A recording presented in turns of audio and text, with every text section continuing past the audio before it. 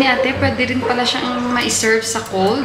Ay, nakalagay pala doon na 100 ml yung water. Bumili ako ng shorts. Ayan. Yung salamin kasi ni Buwa, guys, hindi makikita yung ulo ko. Guys, today ko anong maluluto ko. And nandito pala si... Ay, naku guys. Kung alam nyo lang, kung alam nyo lang. Guys, patry natin po kay Dipa. Itong tandoori. Tandoori.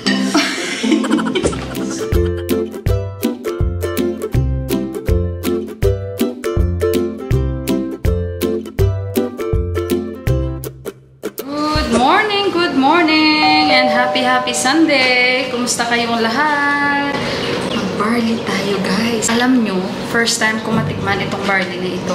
Hindi ito sponsor ng barley kundi sponsor ito ni Ate Japan. Kasi gustong-gusto ko talaga matikman yung barley guys. Kaya sabi ko kay Ate Te, baka naman pwede mo akong mabigyan ng barley kasi nga nakita ko may barley si Ate. Kaya sabi ko, naghahanap talaga ako ng barley dito pero wala akong makikita dito talaga na barley guys. Kung mayroon man, siguro hindi ko alam kung anong klase yun. Pero wala talaga yun dito mga ganito guys Diba? Parang napakasikat ito sa atin. Ayan, sinabi ko rin ito sa brother-in-law ko since maganda yung mga feedback. And ito guys, ni-research ko talaga ito.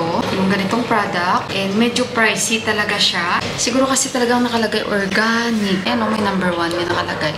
Napaka-bless ko para mabigyan ni Ate Japan. Sabi ni Ate, pwede rin pala siyang ma-serve sa cold. And nakita ko dito, may mga pwede pala siya sa mga mix-mix and pwede siya sa bata. So si Johan, pwede rin nating patikin ito kay Johan. So ganito pala yung itsura ng kanyang packaging sa loob. Dito ko ititimpla yan para makita nyo. Try natin ito. Diba? Try natin, di pa ako nakakain. Sabi naman ng kapatid ko, 20 minutes before kakakain. Or kung nakakain ka na, 2 hours I think. So ayan, arigato gozaimasu again ate. Try natin ito.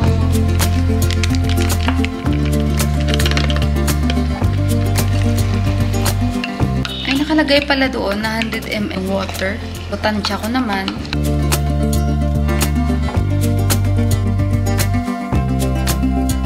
Inihanda ko na pala yung garbage namin kasi nga today is Sunday. Every Sunday ang kolekta ng ating basura. Ayun, at may papakita pala ako sa inyo bago natin tikman itong barley. Ayan dala ni Dipa. Lychee, litchi. Tinikman namin kagabi. Tamis siya.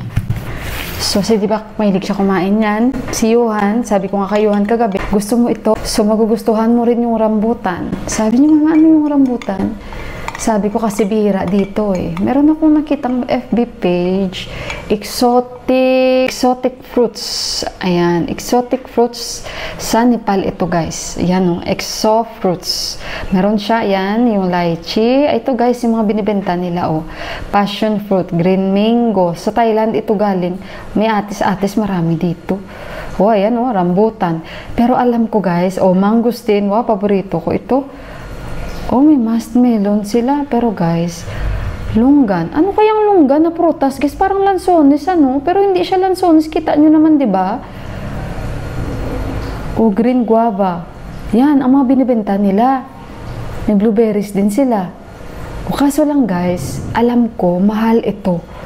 Pero itry natin magtanong kung magkano. Pero alam ko, guys, ang mahal nito. Sure na sure ako talaga.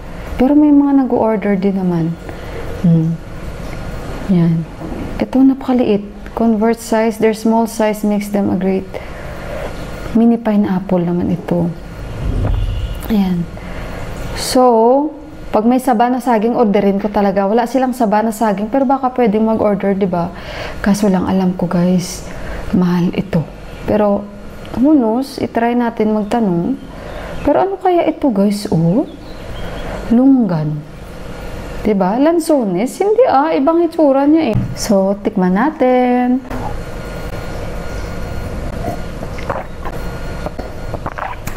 Para siyang sinabawang gulay. Gulay nga, diba? Mix kasi daw ito Parang more than 30 na vegetables. Siyempre, kasama na ang mga damo siguro, diba? Hindi siya strong, pero ramdam mo talaga yung organic na lasa niya, na pure talaga siya, na walang tamis, walang halong malalasahan kung hindi yung parang mga dahon na lasa lang talaga. Basta may aftertaste siya na, alam nyo yun, na basta andun talaga yung lasa niya na puro gulay lang So again, to my Ate Japan, thank you so much sa pag-share mo ito at sa pagbigay chance mo sa akin para matikman ito. Baka naman, Barley kayo dyan. Baka naman Barley, oh. Barley, arigatou gozaimasu. Guys, share ko lang sa inyo yung aking naibili noong isang araw. Bumili ako ng shorts. Ayan. Mura lang ito guys, sa 350 lang siya. Bumili ako dalawa. Ayan, syempre binilan ako ni Deepak. And ayan, bumili ako ng t-shirt. She is strong. Proverbs chapter 31 verse 25. Ayan yung binili ko, dalawang t-shirt and dalawang shorts and dalawang pantulog. So ayan, salamat sa aking mabait na asawa. Minsan lang naman tayo bibili guys at hindi naman mamahal. So yan yung ating OOTD for today. Yung salamin kasi ni Buwa guys, hindi makikita yung ulo ko. Gusto ko yung short, 'di ba? Ang cute ng short. Kasi summer na. Tingnan natin guys today kung anong maluluto ko. And nandito pala si Indira kahapon. Binigyan nila ako ng kanilang mga gulay. At baka mag-fish curry ako. Diba? Mangangamoy isda tayo. Pero may manok naman kami. Mag-chicken curry na lang kaya ako. Twinkle in your eyes and a little while. Give it a try. Ano ba yung kanta yun? Give it a try, just a little more time, so we can get closer, you and I. So ito guys, binigyan nila ako ng kulitis at saka beans. Ayan. Actually, nagluto ako ng isda kagabi sinabawan. So konti lang naman yung isda kasi nga pinaghati-hati ko yun. So ito yung mga kulitis na tanim nila, oh. O, diba? Ang lalaki, tsaka ang sarap. Nilagay ko siya sa aking, ano guys, sinabawang isda. Ay, naku guys, kung alam nyo lang ako ay ano sa aking pak choy. Kasi nga, diba, nilipat namin ni Ama. Ay, sabi ko kahapon, tinatawanan nyo lang ako guys. Kaya sabi ko kahapon, ako ay nai-stress dahil paano ba ito, nagwatak-watak na sila. Tawa siya sa akin guys kasi nga na-stress ako, 'di ba? Tawa siya sa akin kasi panay sabi ako na na-stress ako dahil yung picture ko, 'di ba, nilipat ko. Tapos kailangan ko siyang ilipat kasi nga kailangan na anuin yung septic tank namin. Mamaya daw kasi kagabi hindi sila napunta dito. So kaya ayun. And ano ba? Ano pa ba yung mga sasabihin ko? Yun, maghuhugas na ako guys dahil may mga hugasin ako na napending. Kaya maghugas na tayo at balikan ko kayo mamaya. Guys, kain tayo. Nilagyan ko ulit to ng kulitis. Ang bango. Kasi ang sarap ng kulitis na tinanim nila ni Mandira. Pareho lang naman kami na seeds nito.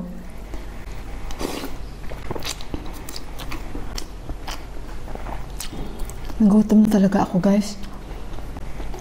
Naglinis ako ng mga tiles.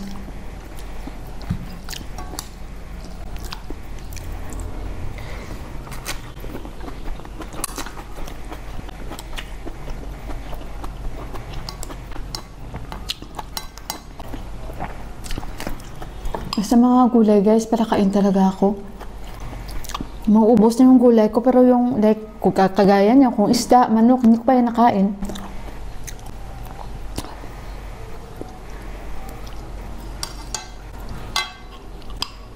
Sinsya na kayo guys, gutom talaga ako ba? Thank you Lord talaga.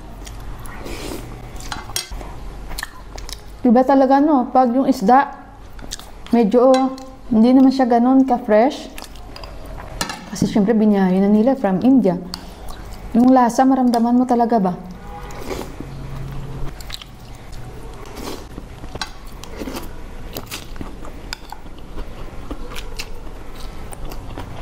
So, ayun guys. Kain tayo ng lychee. Lychee ba o litchi? Litchi. Litchi? Lychee. So, ito nahugasan ko. So, andyan na yung aming parang may pagmamayari ko yung yung truck ng basura nakapark dyan. Kasi dito yan sila banda nakatira. And baka kumakain na sila. Kasi ito na yung time na tigkain na nila, brunch na nila. So, ganitong oras halos kumakain talaga guys. And magre-rest yan sila. Then after nyan, magpipito-pito na yan sila. So, yung basura ko nasa baba na. Kain tayo.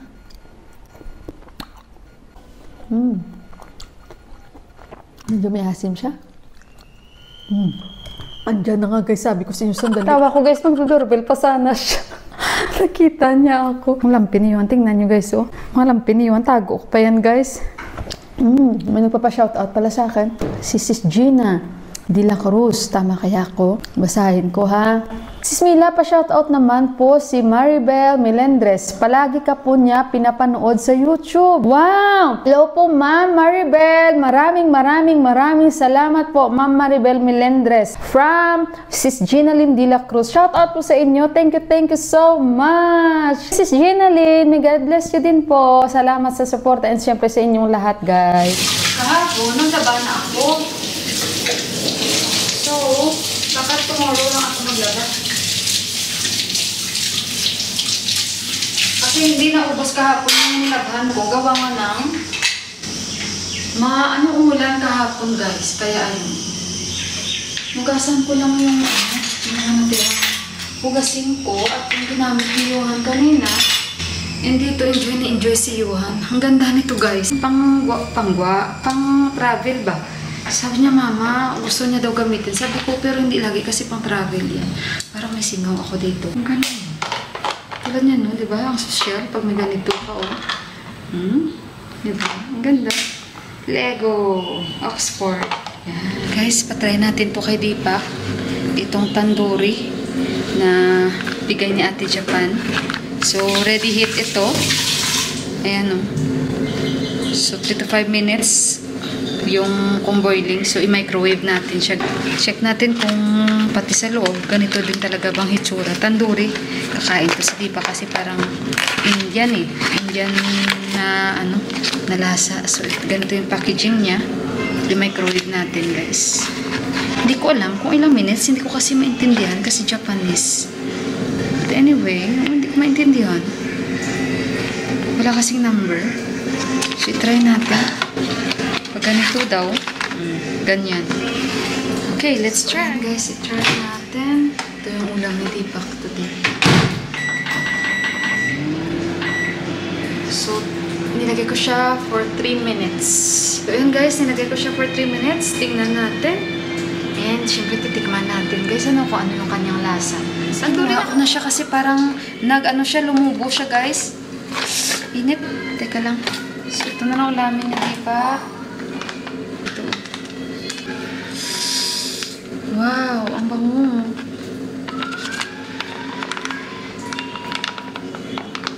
Huwag kayo mag-isip ha, ng masama dyan. Ang mag-isip ng masama, bala kayo dyan. Talaga ba? So, ito ang tandoori.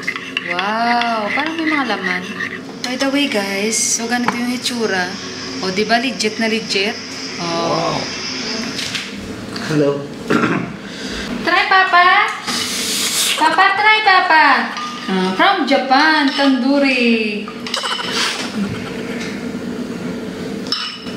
Did not cook anything tandoori. Too much. Sorry. I did not cook anything tandoori ka. Masarap. Nahalata niya, tumatahimik na ako eh. What you will tell to Ate Japan? Siyempre, she's the one who sent this one. Salamat ate. Salamat ate! Arigato gozaimasu! Tikman natin guys, tandoori.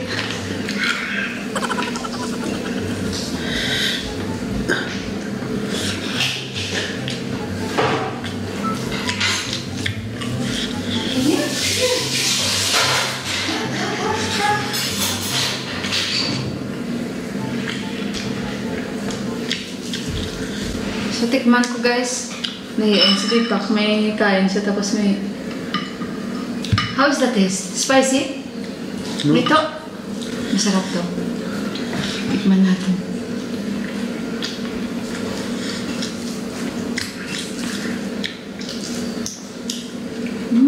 Masarap siya. It's like there is meat, no? Pero maanghang, konti. Spicy little, yeah? But I know you like this one. No? Magustuhan talaga ito ni Deepak ganitong lasa. Masarap siya guys Hindi siya not bad na pagka-spicy. Yung typical talaga na luto na hindi kagaya dito na or yung mga Indian, mga masala talaga matatapang. Ito mild lang siya. Masasabi mo, mild lang talaga siya. O, papa, finish kayo. This is only for one person actually. One time lang to. Sarap. Like, kagaya no, kung very busy ka bilang isang OFW. Kasi syempre tanas din namin, wala na tayo magluto. Pagod ka na sa kakatayo. Ilang oras na duty. Buti na kung mayroong kakaplatmate na mabait na may mag-offer sa'yo. May ulam ako doon, di ba? Pero pag pagod ka na talaga, ilang oras na straight yung duty mo, ihiga mo na lang ba? Noodles, nilagang itlog. Kaya, mabuhay ang mga OFWs. Inom na ako ng tubig.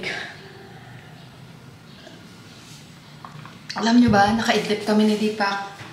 Siguro nakaidlip ako mga 2 hours. And yun nga, kumain kami. Tapos nag-edit-edit ako konti. And then nakatulog siya, nakatulog din ako. Kaya, ayun. And pagkagising, kinakausap niya na si Prasan. Si Prasan Bay nandito. Mamaya dito matutulog si Prasan Bay. At namili kami. At ito yung second week na namili ako. So yung first week, nakapamili ako ng mga manok. So hanggang may manok pa ako dyan sa freezer. And bumili pala ako ng atay. Mamaya sabihin ko sa inyo.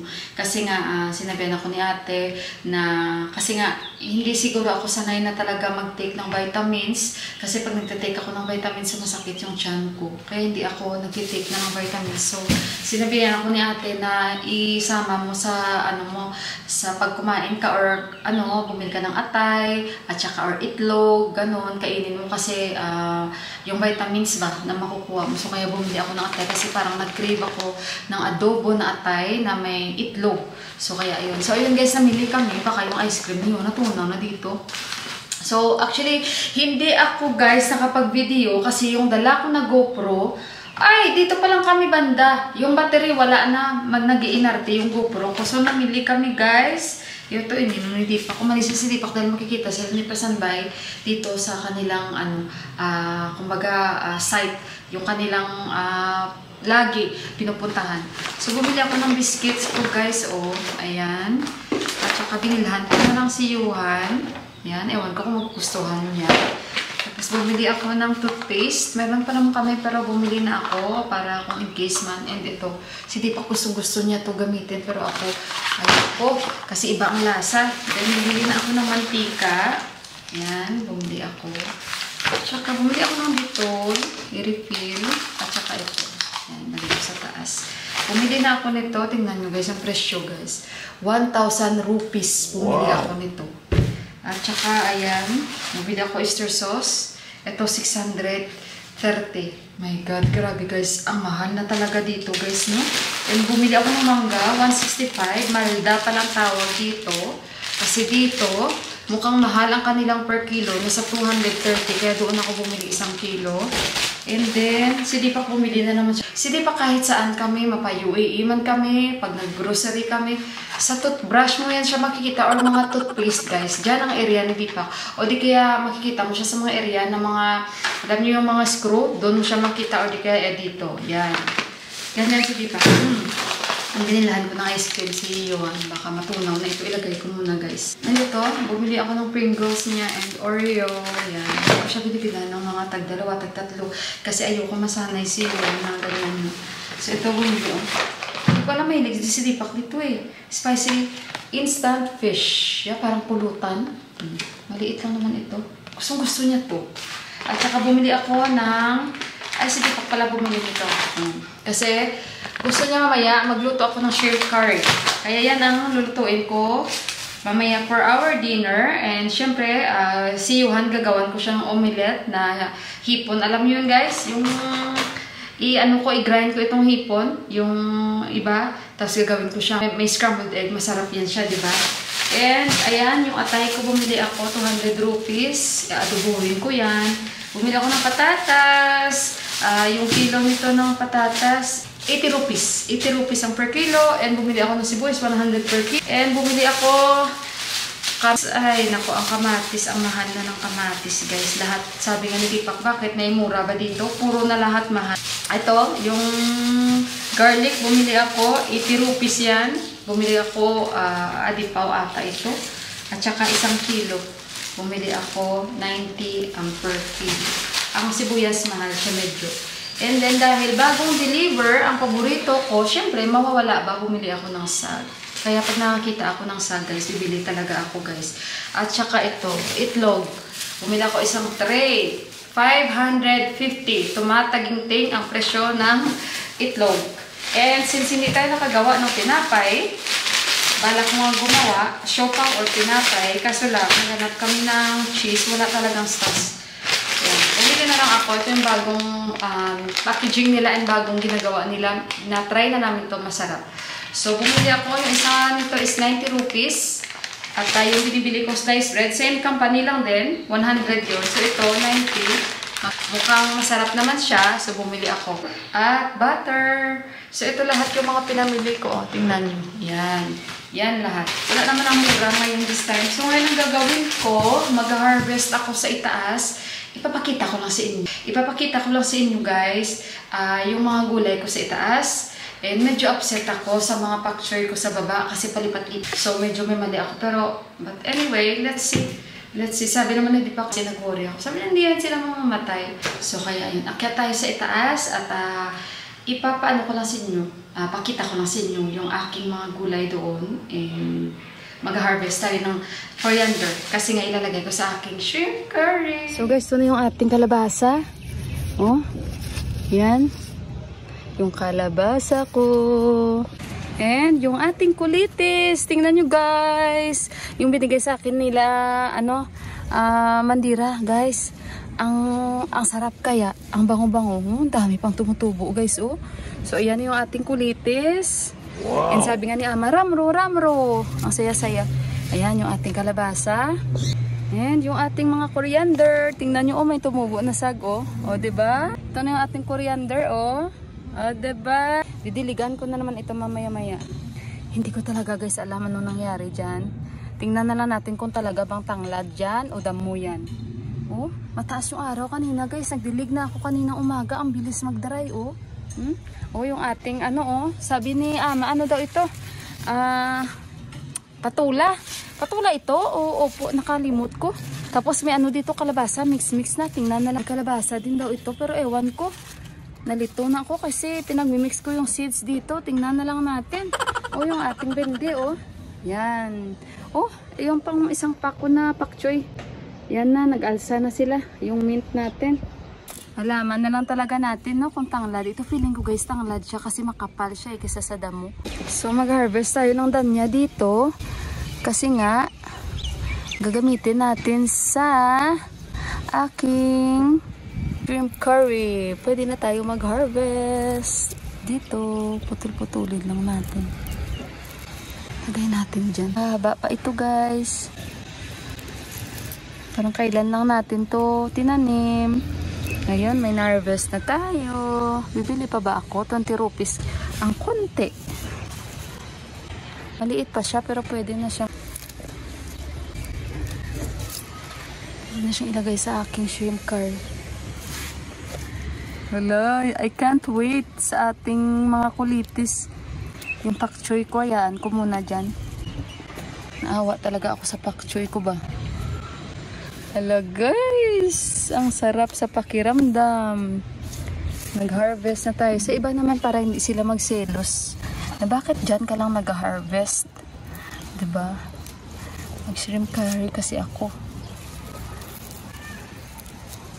So ayun guys. Medyo tumaas yung araw kanina. Gloomy siya.